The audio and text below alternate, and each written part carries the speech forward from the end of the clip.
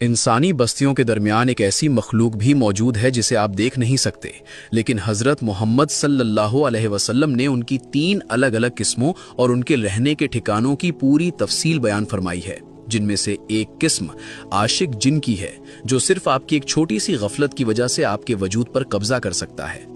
अल्लाह रब्बुल इज़्ज़त ने कुरान करीम की सूरह अल हिज्र में इरशाद फरमाया कि जिन्नात की तख्लीक आग के शोले से हुई है। सही हदीस के मुताबिक जिन्नात की 3 किस्में हैं। पहली किस्म वो जो हवा में उड़ते हैं, दूसरी किस्म वो जो सांपों और कुत्तों की शक्ल में जमीन पर रेंगते हैं, और तीसरी वो जो इंसानों की तरह एक जगह से दूसरी जगह हिजरत करते हैं और बस्तियों में रहते हैं। ये मखलूक गंदी जगहों, खंडहरों और बैतुल खला में रहना पसंद करती है। लेकिन सबसे खतरनाक मसला आशिक जिन का है। ये वो सरकश जिन होते हैं जो इंसानी खूबसूरती को देखकर उन पर फिदा हो जाते हैं। जब कोई मर्द या औरत बिना दुआ पढ़े आईने के सामने ज्यादा वक्त गुजारते हैं या बेपर्दा होकर तन्हाई में रहते हैं, तो ये जिन उनके वजूद की तरफ माइल हो जाते हैं और उनके रूहानी और जिस्मानी सुकून को बर्बाद कर देते हैं। अक्सर लोग ये समझते हैं कि ये सब सिर्फ कहानियां हैं, लेकिन अक्ल और दीन दोनों इस बात की गवाही देते हैं। इस्लाम ने हमें बैतुल खला जाने से पहले दुआ पढ़ने और कपड़े बदलते वक्त बिस्मिल्लाह पढ़ने का हुक्म क्यों दिया?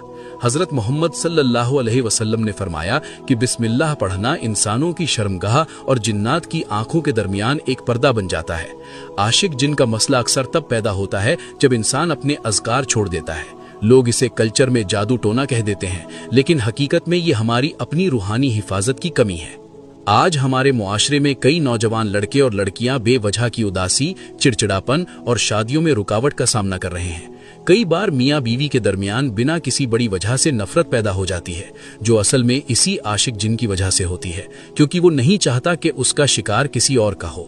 हमारा मुआशरा इसे दिमागी बीमारी या आपसी अनबन समझकर गलत रास्तों पर निकल जाता है, जबकि इसका हल सिर्फ और सिर्फ अल्लाह के कलाम में है। कल्चर में हम बाबाओं के पास भागते हैं, लेकिन इस्लाम कहता है कि अपना इलाज खुद अपने घर में कुरान से करो। इस मसले का हल बहुत आसान है। सोने से पहले आयतल कुर्सी और चारों कुल पढ़ने की आदत डालें। घर में सूरह बकरा की तिलावत करें, क्योंकि जिस घर में ये सूरा पढ़ी जाती है वहां से शैतान भाग जाता है। याद रखें, आप अल्लाह के जिक्र से अपनी हिफाजत की ढाल